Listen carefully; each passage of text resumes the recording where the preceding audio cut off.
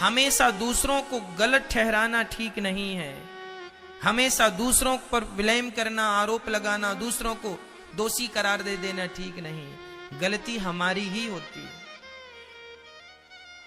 इसलिए अपने जीवन में जो भी निर्णय लिया करो, सोच समझ करके लिया करो। 10 बार नहीं 50 बार सोचा करो। किसी को गाली देना है तो गाली भी देने के पहले सोच लो कि इस गाली को दे तो दूंगा, पर इसका परिणाम क्या होगा, इसके 1 महीने बाद 1 साल बाद इसका क्या परिणाम आएगा, विचार कर लो। बिना विचारे जो करें सो पाछे पछताएं, काम बिगाड़े आपनो जग में होत हंसाएं, है ना। इसलिए गाली भी किसी को दो तो सोच कर दो कि इसके नुकसान क्या है और फायदे क्या है। क्या गाली देनी जरूरी है? जो बोल रहे हो बोलो, यदि पहले तुम तौलो फिर मुख को खोला करना।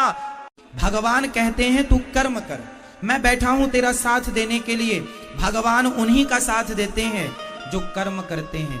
कर्म भी 2 प्रकार के होते हैं, बुरे कर्म और अच्छे कर्म। अच्छे कर्म करना है, बुरे कर्म नहीं करना। शराब इत्यादि नहीं पीना, अच्छे काम करना है। अच्छे रास्ते पर चलो और काम करो, सफल हो जाओ, खूब मेहनत करो, पैसा कमाओ। मतलब कर्म करने के लिए भगवान गीता में बार बार प्रेरित कर रहे हैं। स्वल्पमप्यस्य धर्मस्य त्रायते महतो भयात्।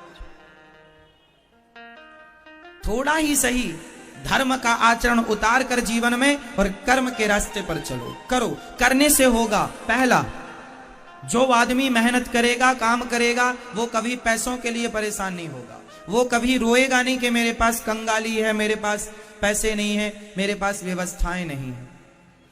ठीक है, भगवान की ओर जो चलता है ना, भगवान उसे संसार का सुख देते हैं कि देखूं तो सही मेरा भक्त संसार के सुख में मस्त तो नहीं हो रहा है। संसार का अच्छा लगना स्वाभाविक है।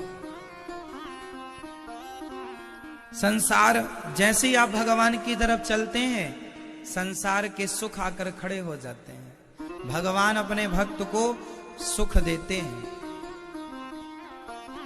फिर दुख देते हैं। देखें तो सही, हर कसौटी से भाई आप कोई भी चीज बनाते हैं तो कसौटी में कस के देखते हैं कि ये कितना स्ट्रांग है, कितना पावरफुल है। भगवान अपने भक्तों को सुख दुख की कसौटी में कसकर देखते हैं कि सुख में मुझे भूला तो नहीं। जो व्यक्ति सारा काम करता हुआ, जो करता भगवान को मानता है और गृहस्थी में रहकर अपनी सारी जिम्मेदारियां पूरी करता है, ये सोचकर कि सब कुछ भगवान का है, उससे बड़ा कोई भक्त नहीं हो सकता। कोई 100 माला जप ले और करता अपने आप को समझे तो वो कोई भक्त नहीं है। 100 बार तुम चारों धाम कर लो और करता अपने आप को मानो कि मैं ही सब कर रहा हूं, तो तुम भक्तों की लिस्ट में कहीं नहीं हो। भक्त वही है जो सदा ये माने कि सब कुछ मेरे कन्हैया कर रहे हैं, मेरे श्रीमन नारायण कर रहे हैं, मेरे राम लला सब कर रहे हैं। करते हो तुम कन्हैया, मेरा नाम हो रहा है, मेरा आपकी कृपा से सब काम हो रहा है। बिना सत्संग के अच्छे विचार आ सकते हैं। रही पैसा कमाने की बात, रोटियां कमाना, तो देखो रोटी कमाना, पैसा कमाना ये बहुत बड़ी बातें नहीं। पैसा तो सब कमा ही रहे। स्वामी विवेकानंद जी क्या बहुत पैसे वाले थे? गरीबी में सारी जिंदगी गुजार दी स्वामी विवेकानंद जी ने। उनकी बहनों के विवाह के लिए उनके पास पैसा नहीं हुआ करता था, लेकिन फिर भी आज सदियां बीत रही हैं, दशक बीत गए, ना जाने कितने, आज तक वो दिलों में राज कर रहे हैं। क्यों? क्योंकि वो धन से बड़े नहीं थे पर विचारों से बड़े थे, इसलिए उन्हें विवेकानंद कहा जाता। जो अपने विवेक में, अपने विवेक से अपने आनंद में रहे, वही है विवेकानंद। विचार बड़ा बनाता है, सोच बड़ी बनाती है आपको, इसलिए सोच अच्छी रखो, विचार बड़े रखो, सोचो बड़ा। धन जब तुम्हें मिले तो सिर्फ सदुपयोग करना। और धन का सदुपयोग क्या है, धन का सदुपयोग क्या है वो भी मैं आपको बताऊं। दुरुपयोग तो शराब पीना है, मांस खाना है, पैसों से मांस लाए हो, अंडा मुर्गी लाए हो, ये दुरुपयोग है। सुरा सुंदरी में उड़ा रहे हो, ये दुरुपयोग है। किसी को नीचा दिखाने में पैसा खर्च कर रहे हो, ये धन का दुरुपयोग है। अच्छा, धन का सदुपयोग क्या है?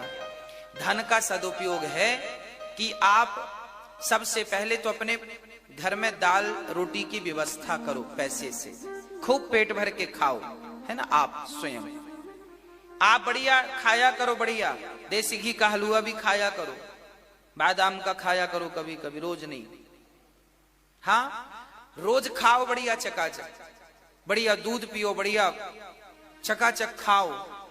लक्ष्मी जी प्रसन्न होंगी जब आप प्रेम से। एक बात मैंने जीवन में देखी है, जो व्यक्ति बुरा सोचता है, जो व्यक्ति किसी के लिए कपट रखता है, देर सवेर उसकी बहुत बड़ी हानि होती है। परमात्मा उस कपट का उसे परिणाम देते हैं। तुम किसी से ईर्ष्या रखोगे, आज नहीं कल थोड़ा सब्र रखो, ईश्वर के घर देर है, अंधेर नहीं। तुमने गलत किया होगा, तुम्हें मिलेगा।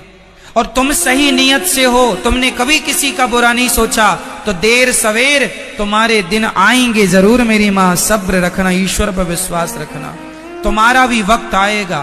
तुमने किसी का कुछ नहीं बिगाड़ा, तुम्हारा कुछ नहीं बिगड़ेगा, ये विश्वास। थोड़ा समय का इंतजार करो। नारियल चढ़ाना भक्ति नहीं है, मिठाई चढ़ाना भक्ति नहीं है, पैसा चढ़ाना भक्ति नहीं है।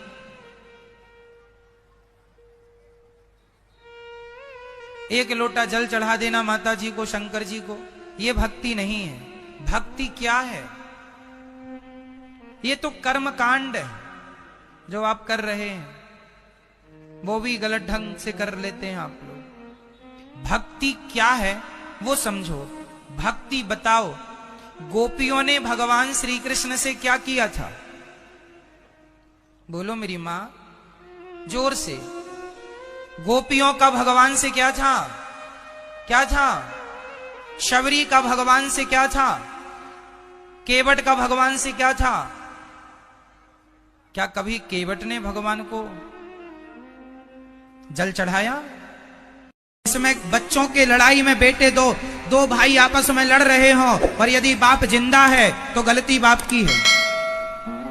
तुमने जरूर कोई बंटवारे में हिसाब किताब गड़बड़ किया होगा, जिसके कारण बच्चों में फूट पड़ गई। इसलिए हम कहते हैं, अभी कल की प्रश्नोत्तरी में हमसे किसी बच्चे ने पूछा, कल या परसों की प्रश्नोत्तरी में, कि महाराज जी हम दोनों भाई में बड़ा लड़ाई झगड़ा होता है, क्यों? बोले पिताजी भगवान के यहाँ चले गए, पिताजी गुजर गए, अब बंटवारा किया नहीं, हम लोग आपस में लड़ रहे हैं, ना चैन से सो पाते हैं ना चैन से खा पाते हैं। मैं मेहनत कमा करके 100 रुपए लाया, समझना, मैं मेहनत से 100 रुपए कमाया। आज मैं दिन भर काम किया, मैंने 100 रुपए कमाए, मैंने मजदूरी की, माना कि मैंने मजदूरी की, मजदूरी करके मैंने गर्मियों में तप करके 100 रुपए कमाए, और 100 रुपए मैंने रखे, और आपने मेरे 100 रुपए छीन लिए, चुरा लिए, हड़प लिए, तो क्या मैं आपको आशीर्वाद दूंगा? मेहनत की कमाई है साहब, हड़प क्यों लेंगे आप? हड़पेंगे तो ये 100 रुपए आपके पास जाएगा जरूर, पर ये 100 रुपए आपका महाविनाश करके आएगा। बेईमानी का धन किसी को पचा हो तो नाम बताओ, मैं लिख लूं? बोलो, पचा है? दुर्योधन ने किया बेईमानी, अपने भाइयों की संपत्ति हड़प ली, पचा? भोजन करने के बाद कभी भी पानी मत पीना। भोजनांते विषम वारी, भोजन के तुरंत बाद पिया पानी जहर है। भोजन के कितनी देर बाद पानी पीना चाहिए? जोर से, 1 घंटे बाद। और पानी ठंडा पीना चाहिए कि गर्म गुनगुना? जोर से। पानी यदि आप गुनगुना पीते हैं तो 1 लाख बीमारियां तो आप यूं ही खत्म कर रहे हैं गुनगुने पानी। ये दास अनिरुद्ध आपके सामने बैठा है, मैं 12 महीने गुनगुना पानी ही पीता हूं, 12 महीने। घड़े का पानी भी नहीं पीता, मैं गुनगुना ही पीता हूं। गर्मियों में कभी कभी घड़े का पानी 1 आध गिलास पूरी गर्मियों में पी लिया, मन है तो पी लिया, वरना गुनगुना पानी ही हम लेते हैं। इसलिए बिना थके, बिना बीमारी की आपकी सेवा करते हैं कथा सुनाने की, ठीक है। तो सारी दुनिया सुख के लिए कर्म करती है, सारी सृष्टि सुख चाहती है, पर विदुर जी ने पूछा लोगों को दुख क्यों मिलता? तब कहा दुख इसलिए मिलता है क्योंकि संसार का नाम दुखालय है, दुखालयम, संसार को दुखालय कहते हैं। अब आप बताइए कि पुस्तकालय में जाएंगे तो पुस्तक मिलेगी, औषधालय में जाएंगे तो औषधि मिलेगी, भोजनालय में जाएंगे तो भोजन मिलेगा, तो दुखालय में जाने से क्या मिलेगा? दुख। ये संसार दुखालय है, यहाँ जो जो आया है उन्हें दुख उठाना पड़ा। कौन इस दुनिया में एक का नाम बताओ जिसके जीवन में दुख ना आया हो? बताओ। आज तक करोड़ों लोग, आपके पिता के पिता के पिता के पिता, लाखों पीढ़ियां आपकी आकर चली गई, बताओ आज भी आपके सामने करोड़ों लोग हैं, बताओ दुख का सामना किसे नहीं करना पड़ा? ये बताओ। आपने 10,000 की साड़ी खरीद ली, 1 साल के अंदर वो साड़ी कचरा हो जाएगी, हो जाएगी, 10,000 गए।